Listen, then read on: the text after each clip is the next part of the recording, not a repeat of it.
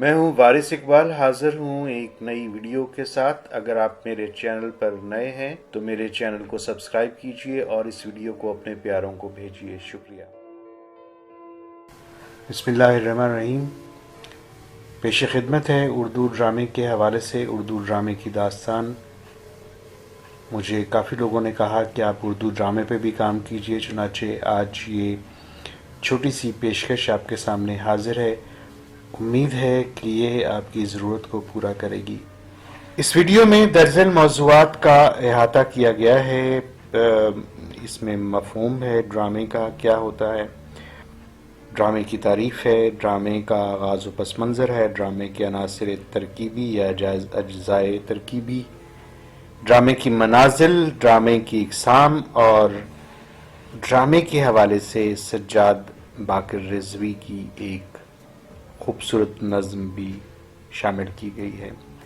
اگر ہم ڈرامے کے مفہوم کو دیکھیں تو ڈرامے کی اصطلاح یونانی لفظ ڈراؤ سے لی گئی ہے، جس کا مطلب عمل کرنا یا عمل کر کے دکھانا ہے۔ دوسرے الفاظ میں یوں بھی کہا جا سکتا ہے کہ ڈرامہ ایسی صنف نثر ہے کہ جس میں انسانی زندگی کے اعمال کے علاوہ جذبات و احساسات کا بھی اظہار کیا جاتا ہے۔ ہماری زندگی کا کوئی پہلو ڈرامے کا موضوع بن سکتا ہے، بلکہ ہم یہ کہہ سکتے ہیں کہ ہماری زندگی کا، ہماری معاشرت کا، ہمارے تمدن کا کوئی بھی پہلو ایسا نہیں ہے جو ڈرامے کا موضوع نہیں بن سکتا۔ تعریف ڈرامے کی تعریف سب سے پہلے یونان کے مشہور فلسفی اور نقاد ارسطو نے اپنی مشہور کتاب بوتیکا میں کی ہے، جس میں انہوں نے ڈرامے کو انسانی اعمال کی نقل قرار دیا ہے۔ یہ نقالی دراصل اپنے مخصوص معنی میں زندگی کا نام ہے۔ ڈرامہ خود زندگی نہیں بلکہ انسانی زندگی کو پیش کرنے کا ذریعہ ہے، اور ہمیں یہ کہنا چاہیے کہ ڈرامہ انسانی زندگی کو پیش کرنے کا ایک بہت ہی خوبصورت ذریعہ ہے۔ ڈرامے کا آغاز اور پس منظر کیا ہے؟ آغاز کیسے ہوا، اس کا پس منظر کیا ہے؟ زمانہ قدیم میں لوگ اپنے دیوی دیوتاؤں کو خوش کرنے کے لیے رقص و سرور کی محفلیں آراستہ کرتے تھے۔ یہی محفلیں بعد میں ڈرامے کے آغاز کی بنیاد بنی، اور یہی جو محفلیں ہوا کرتی تھی یونان کے اندر خاص طور پر، اسی نے ادب کی کئی اور اصناف کو بھی جنم دیا۔ جیسا کہ پہلے بتایا گیا ہے کہ دیوی دیوتاؤں کو خوش کرنے کے لیے جو ڈرامائی حرکات ہوتی تھیں انہوں نے ہی بعد میں ڈرامے کا روپ دھارا، تو ہم یہ کہہ سکتے ہیں کہ اس کا آغاز یونان سے ہوا، کیونکہ دنیا میں میتھولوجی ہے وہ سب سے زیادہ یونان کی ہی پرانی میتھولوجی ہے۔ ڈرامے کا آغاز و پس منظر۔ ڈرامے کا باقاعدہ آغاز یونان سے ہوا جب سکندر اعظم نے فتوحات کی۔ لوگوں نے مختلف جنگجو بہادروں کے روپ دھارے اور ان کے کردار ڈرامے میں ادا کیے۔ جیسا کہ ہم نے پہلے کہا ہے کہ دیو مالائی جو دور تھا جس میں دیوی دیوتاؤں کو خوش کرنے کے لیے مختلف ڈرامائی حرکات کی جاتی تھیں، وہی اصل میں ڈرامے کا آغاز ثابت ہوا، لیکن بعد میں جب سکندر اعظم کا دور آیا تو وہ اور زیادہ بہتر ہو گیا ڈرامہ۔ لوگوں نے مختلف جنگجو بہادروں کے روپ دھارے اور ان کے کردار ڈرامے میں ادا کیے۔ تاہم ہم مصر کو بھی نہیں بھول سکتے، کیونکہ مصر کا تمدن حضرت عیسیٰ علیہ السلام کی پیدائش سے 2-3 ہزار سال پہلے بھی عروج پر تھا۔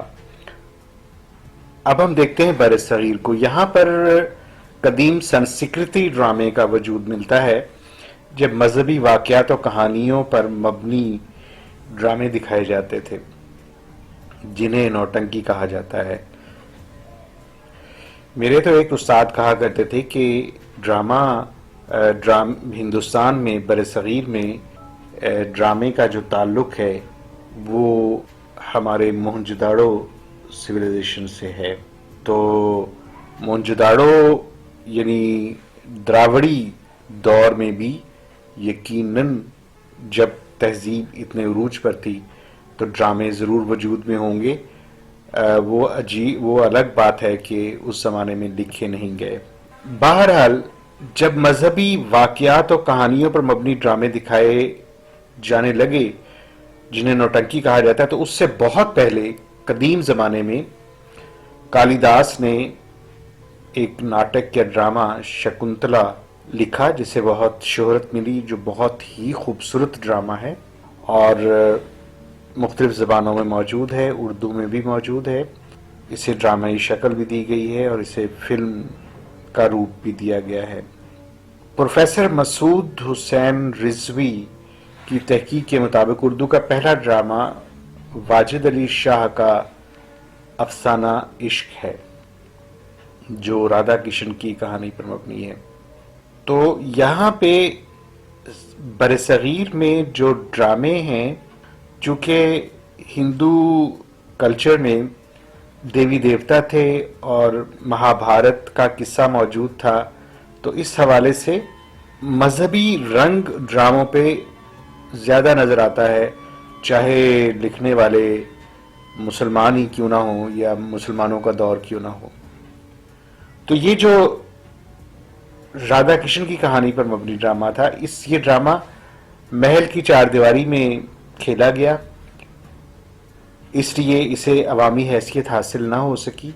اسی زمانے میں امانت لکھنوی نے پھر اندر سبھا لکھا اور یہ ڈرامہ 1853 میں لکھا گیا اور لکھنؤ میں سٹیج پر یہ باقاعدہ کھیلا گیا. تو اب یہ وہ دور ہے کہ جب ڈرامہ جو ہے وہ ایک باقاعدہ شکل اختیار کر رہا ہے بر صغیر کے اندر. 19ویں صدی کے نصف آخر میں پارسی اردو تھیٹر کا آغاز ہوا. اس تھیٹر کے ڈراموں میں ظرافت اور رقص و سرور کے عناصر کا زور رہا. عوامی جذبات کی تسکین پیش نظر ہونے کی وجہ سے یہ ڈرامے فحش اور سطحی جذباتیت کے حامل تھے. اچھا، چونکہ یہ انگریزی دور تھا اور ڈرامہ انگلستان سے یہاں آیا، تو جو ڈرامہ انگلستان سے یہاں آیا تو اس ڈرامے نے یہاں کے ڈرامے کو، برصغیر کے ڈرامے کو بھی متاثر کیا. اس دور میں ہندوستان میں بہت سی تھیٹریکل کمپنیاں قائم ہوئیں، تھیٹر قائم ہوئے. یہی وہ دور ہے جب اردو ڈرامے کو بام عروج ملا. جیسے داستان لکھنے کا ایک رواج تھا قصہ چہار درویش اور اس طرح کے ادوار میں، اسی طرح سے اب جو دور آیا انگریزوں کے آنے کے بعد، ڈرامے کے آنے کے بعد، انگریزی ڈرامے آنے کے بعد ہمارے ہاں بھی اردو ڈرامہ شروع ہوا. اردو ڈرامے کو نئے افق سے روشناس کروانے والے آغا حشر کاشمیری ہیں، جنہوں نے اپنی فنکارانہ صلاحیت اور تخلیقی بصیرت سے اردو ڈرامے کے معیار کو کافی بلند کیا اور سطحی رومانیت کی جگہ ملک کے معاشرتی مسائل کو اپنے ڈراموں میں پیش کیا. ان کے مشہور ڈراموں کے نام یہ ہیں: شہید ناز، خوبصورت بلا، سفید خون، رستم و سہراب، یہودی لڑکی، اسیر حرس.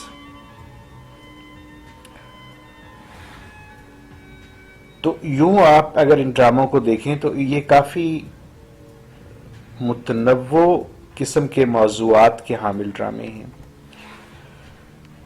اردو ڈرامے کو عصری آگہی، قدیم و جدید کی کشمکش اور قومی زندگی کے مسائل کا وسیلہ اظہار بنانے والے ڈرامہ نگاروں میں امتیاز علی تاج کا نام سر فہرست ہے.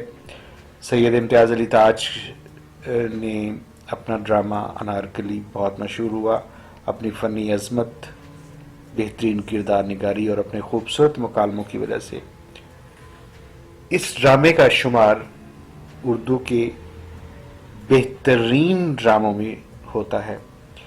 جدید دور میں مرزا ادیب، عابد علی عابد، سعادت حسن منٹو، اشفاق احمد، بانو قدسیہ، حسینہ معین، امجد اسلام امجد، منو بھائی، یونس جاوید اور انتظار حسین اور بے شمار اور لوگ جنہوں نے اردو ڈرامے کو نئی جہت بخشی۔ یہ تو تھا جی اردو ڈرامے کا ارتقائی پس منظر۔ اب ہم دیکھتے ہیں کہ اردو ڈرامہ جو ہے اس کے عناصر ترکیبی کیا ہیں۔ یہ صرف اردو ہی نہیں، ہر ڈرامے میں یہی عناصر ترکیبی ہوتے ہیں، چاہے کسی بھی زبان کے ہوں۔ پہلا، پلاٹ یعنی واقعات اور مواد کی ترتیب کا نام۔ ایک پلاٹ ایک مرکزی خیال ہے، ایک کہانی ہے۔ کسی بھی ڈرامے کے پیچھے ایک کہانی ہوتی ہے جسے ہم پلاٹ کا نام دیتے ہیں۔ دوسری جو اہم چیز ہے وہ کسی بھی ڈرامے میں کردار ہے۔ کرداروں کے ذریعے ہی ڈرامے کے مناظر اور صورتحال کی تشریح کی جاتی ہے۔ کردار بہت اہم ہوتے ہیں۔ کردار جو ہے وہ اپنے زمان و مکان کے مطابق ہوتے ہیں، جس میں وہ بولتے ہیں، جس میں وہ بات کرتے ہیں، جو زمانہ وہ ظاہر کرتے ہیں۔ تو اگر اس زمان و مکان کے بارے میں ڈرامہ لکھنے والے کا مطالعہ کم ہو تو وہ اس خوبصورتی سے ان کرداروں کو پیش نہیں کر سکتا۔ اس کے بعد اگلی جو چیز ہے مکالمہ ہے۔ مکالمہ کرداروں کی گفتگو ہے۔ مکالمے ہمیشہ کرداروں کے مطابق ہوتے ہیں اور مکالمے سے کرداروں کے افعال، نظریات، دل کے حالات، جذبات، احساسات اور سوچ کو ظاہر کیا جاتا ہے۔ تو جو سب کچھ ہے جو کہ نہیں دکھایا جا سکتا، بلکہ کہنا چاہیے وہ سب کچھ جو سٹیج پر دکھایا نہیں جا سکتا، وہ سب کچھ مکالمات کے ذریعے سے دکھایا جاتا ہے۔ اس کے بعد آتے ہیں ڈرامے کی منازل کی طرف۔ یہ بہت اہم حصہ ہے ڈرامے کا۔ سب سے پہلے آغاز۔ ڈرامے کے آغاز میں کرداروں کا تعارف کروایا جاتا ہے، ڈرامے کے منظر اور کہانی کا تعارف کروایا جاتا ہے۔ اور اس کے بعد تصادم یا کشمکش۔ ڈرامے میں تصادم یا کشمکش سے تجسس جنم لیتا ہے اور ڈرامے میں ہمیشہ زندگی کے دو متضاد پہلوؤں کا تصادم دکھایا جاتا ہے۔ نیکی اور بدی کی جنگ دکھائی جاتی ہے۔ اسی کشمکش کا اظہار واقعات اور مکالمات کے ذریعے کیا جاتا ہے۔ اس کشمکش کے بعد نقطہ عروج آتا ہے۔ جو ڈرامے کا نقطہ عروج وہ مقام ہے جہاں کشمکش یا تصادم عروج پر پہنچ جاتے ہیں اور اس میں پیدا ہونے والے مسئلے کا کوئی حل دکھائی نہیں دیتا۔ اس میں ہم اگر ڈرامے کے منازل کو سمجھنا ہے تو یہ ایک چھوٹا سا ایک خاکہ یا نقشہ یا نقش موجود ہے جس سے اندازہ ہوگا، اور اس پہ جو تیر بنائے گئے ہیں ان سے اندازہ ہو جائے گا کہ آغاز ہے، پھر تصادم اور کشمکش ہے، پھر کس طرح سے نقطہ عروج پہ پہنچ جاتا ہے۔ اور جب نقطہ عروج پہ ڈرامے کی کہانی پہنچتی ہے تو پھر تجسس بھی اپنے عروج پر پہنچتا ہے، پھر آہستہ آہستہ مسائل کا سلجھاؤ پیدا ہوتا ہے اور پھر انجام یا اختتام کی طرف آ جاتے ہیں۔ اس کے بعد ڈرامے کے منازل میں اگلا جو اہم پڑاؤ ہے وہ انجام ہے۔ ڈرامے کے اختتام پر تمام مسائل اور الجھنیں ختم ہو جاتی ہیں، بدی کو شکست اور نیکی کو فتح ہو جاتی ہے اور ڈرامہ نگار کا پیغام اور مقصد واضح ہو جاتا ہے۔ اس میں ایک اور چیز جو کہ ادب کی ضرورت ہے اور وہ ہے مقصدیت، جسے ہم اجزائے ترکیبی میں شامل کر سکتے ہیں۔ بہت سے لوگ مقصدیت کو شامل کرتے ہیں، تو مقصدیت کے بغیر بھی ڈرامہ نہیں ہوتا۔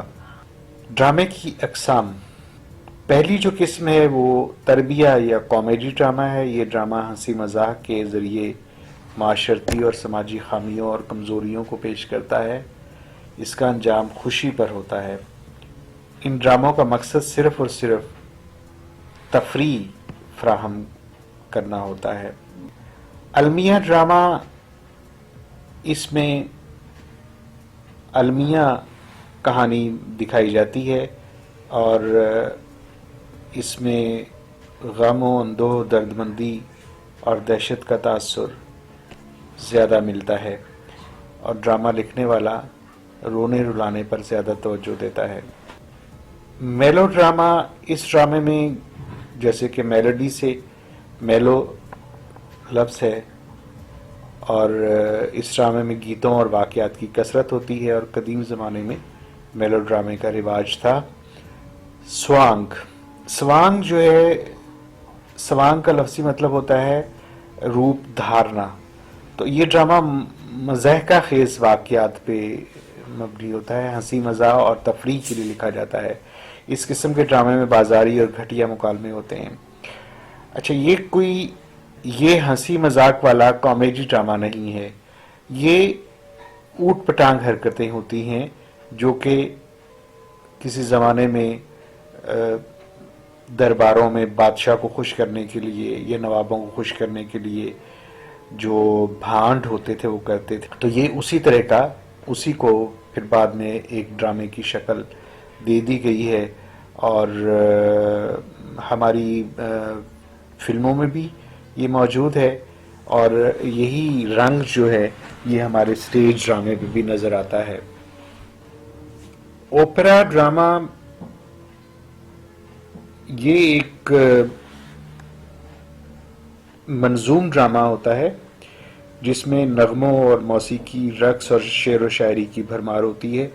عام طور پہ رشین ڈرامے، قدیم ڈراموں میں رشین ڈرامے موجود ہیں، اور رشیا سے ہی یہ ڈرامے انگلستان، اور انگلستان سے پھر یہاں پہ ہمارے ہم پہنچے، جس میں کہ رقص کرتے ہوئے اور شعر و شاعری کے ذریعے سے مختلف ایکشنز کرتے ہوئے کہانی کو آگے بڑھایا جاتا ہے اور کہانی بتائی جاتی ہے.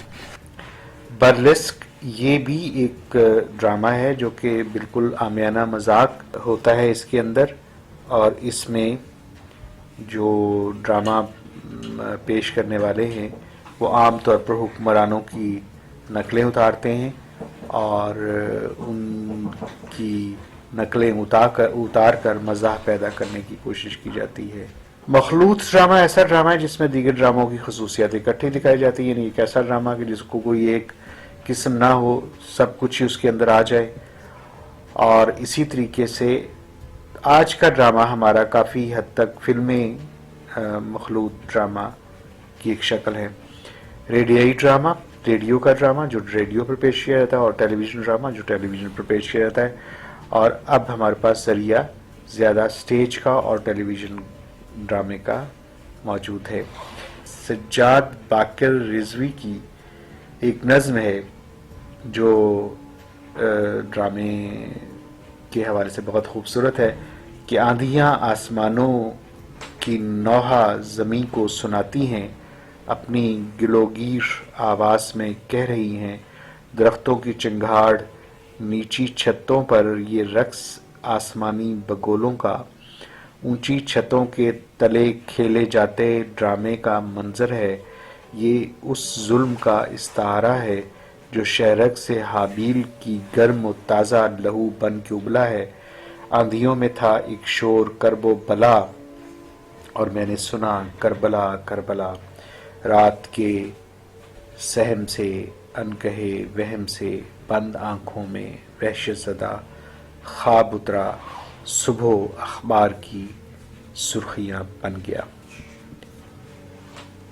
آپ کا بہت شکریہ جی. امید ہے جی آپ کو یہ ویڈیو پسند آئی ہوگی. اگر آپ کو یہ ویڈیو پسند آئے تو اپنے دوستوں کو، ساتھیوں کو اور ان لوگوں کو بھیجیے جن کو ان کی ضرورت ہے. آپ کا شکریہ. میرے چینل کو سبسکرائب کیجیے. دعاؤں میں یاد رکھیے. وارث اقبال.